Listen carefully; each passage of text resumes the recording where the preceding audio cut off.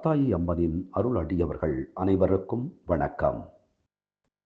அபிராமி அந்தாதி பாடல் எண் 43. இன்றைய தினம் மகிழ்வான செய்தி உங்களை வந்தடைய வாழ்த்துகள். தீமைகள் முழுவதும் விலகி நன்மை அடைய இந்த பாடலை படியுங்கள், கேளுங்கள். பரிபுரச் சீரடி பாசாம் குசை பஞ்சபாணி இன்சொல் திரிபுர சுந்தரி சிந்தூர மேனிகள் தீமை நெஞ்சில் பரிபுர வஞ்சரை அஞ்சக்குனி பொறுப்புச் சிலைக்கை எரிபுரை மேனி இறைவர் செம்பாகத்து இருந்தவளே.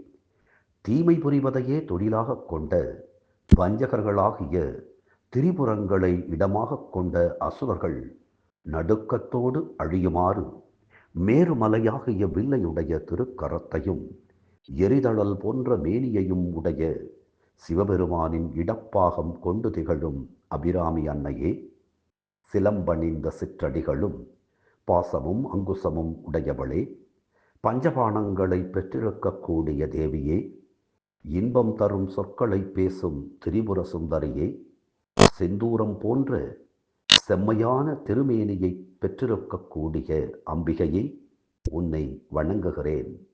தீமைகள் முழுவதும் விலகி எங்களுக்கு நன்மைகள் பெருக வேண்டும். ஆம், தீமை விலகவும் நன்மை பெருகவும் தீய எண்ணங்களில் இருந்து நாம் விடுபட வேண்டும். எண்ணம் நலமானால் எல்லாம் நலமாகும்.